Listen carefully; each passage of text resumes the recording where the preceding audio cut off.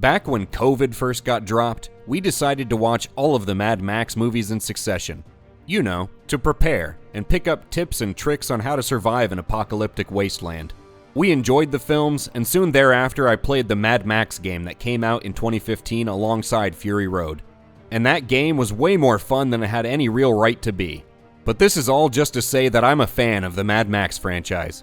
And while I wouldn't say that Fury Road was my favorite movie in the series, it was certainly something special to see a modern iteration of Mad Max complete with a big Hollywood budget, high-octane action scenes, and massive set pieces. That being said, I never really thought that Fury Road needed a prequel, nor felt that I needed to know more about Furiosa as a character.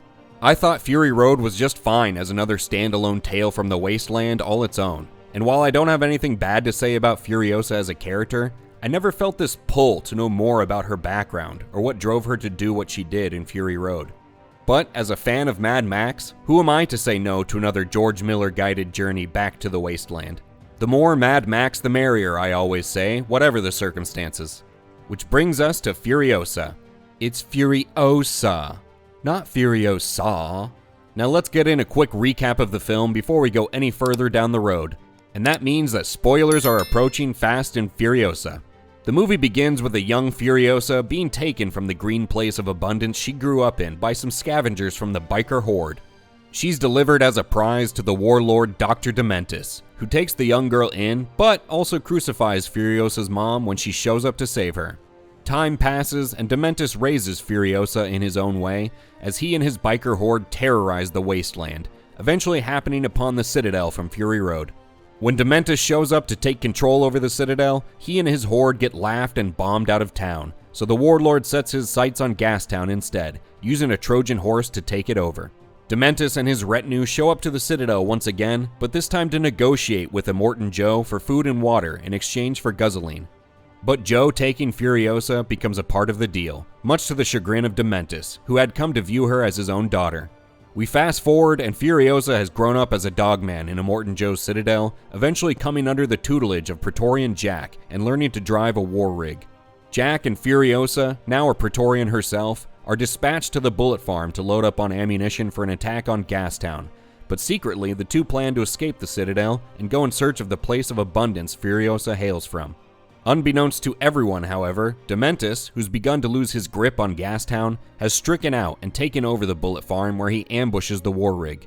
He captures Furiosa and Jack, torturing and killing the latter.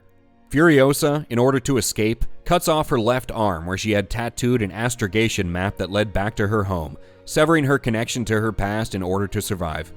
Back in the Citadel, Furiosa informs the Immortan Joe of Dementus' move, and the 40-day Wasteland War begins as Furiosa pledges to finally have her revenge on Dementus for killing her mother. She gets her chance, of course, beating Dementus and imprisoning him in the Citadel, where she planted a seed in his nuts, which ended up growing into a peach tree with him still alive beneath it, giving a whole new meaning to the saying, fruit of his loins. And with that, Furiosa comes to an end. Now, while I enjoyed Furiosa, I'm stopping short of giving it a 9 or 10 like some people are. And I'm certainly far from branding this movie a masterpiece, a word that people so often waste on shows and movies that are closer to mediocrity than they are to perfection that it's basically lost all meaning. I'm giving Furiosa the very scientific rating of pretty good. About a 7, which is enough to earn it the GreatWatch label. The first question to ask yourself when reviewing this movie is, does Furiosa deliver on the inherent promise of a Mad Max movie? Well, it features long vehicular combat sequences, quirky characters, warlords vying for control, and the struggle to survive in an unforgiving wasteland. So Furiosa definitely clears that first hurdle, and it delivers on what we expect from an entry into the Mad Max franchise. Now, at its heart, Furiosa is a very different movie than Fury Road. Where Fury Road is primarily an action film that leans into its enormous combat sequences, masterfully brought to life using practical effects, Furiosa is much more of a character-driven story. Not to say that it lacks those same action scenes, but they're not the focus here.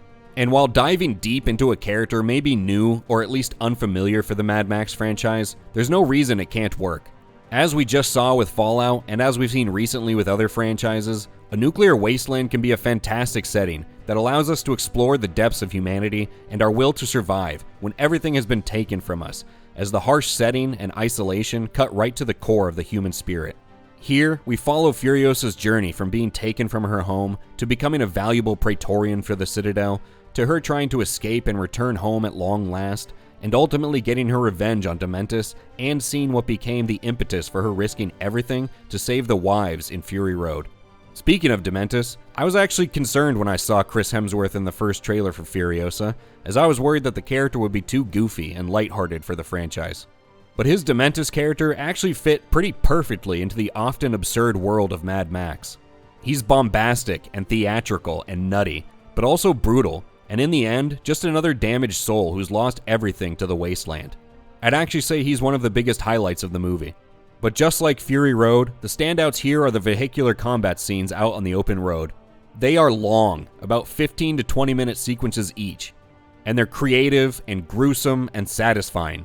And they were once again inventive when designing the vehicles. Now, nothing quite on the level of the flame-throwing guitarist from Fury Road, but they did borrow some ideas from Hamas with their motorized paragliders. Now, with the praise out of the way, we can get into a few aspects that dragged the movie down a bit. Most importantly, I didn't think that the story was all that compelling on its own. It wasn't bad by any means, but I don't feel that anything about Furiosa's backstory is all that unique or interesting, and I'm not sure it warranted a movie on her origin. Without the big budget action sequences and an entertaining villain like Dementus, this movie would have been excessively mediocre. Also, there's a very weak connection between Furiosa's story in this movie and how that led to her actions in Fury Road, which, in a prequel film, you think would be kinda front and center.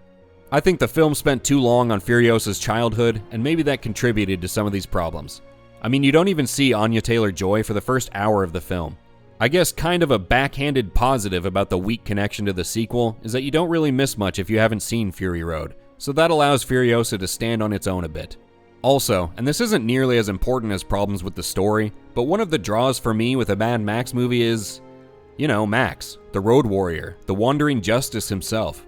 Sure, we get a brief cameo of Max up on a ridge watching the proceedings down below, and Praetorian Jack fills a little bit of that role in Furiosa. But I still think the movie missed one of the highlights of the franchise in Max himself, just a little bit. Again, it's a minor issue. And there were other minor gripes I had as well, like the 40-day Wasteland War being reduced to just a few scrolling shots and a voiceover. I get that it would have detracted from Furiosa's story to put more of a focus on the conflict, but it was a missed opportunity to throw in another big action scene that helps put butts in seats. All in all, I preferred Fury Road, and I think that is a more entertaining movie, but Furiosa succeeded in bringing us a more character-driven story. I'm just not sure it was all that necessary. What did you think of Furiosa? Were you yearning for a prequel when Fury Road came out? Do you think the prequel centered on Max himself that's supposedly coming next is a better concept? Let us know in the comments below. Also remember to like the video if you liked it, and subscribe to HateWatchers for reviews of other current shows and movies. Thank you for screaming down the Fury Road with us today, and we'll catch you on the next one.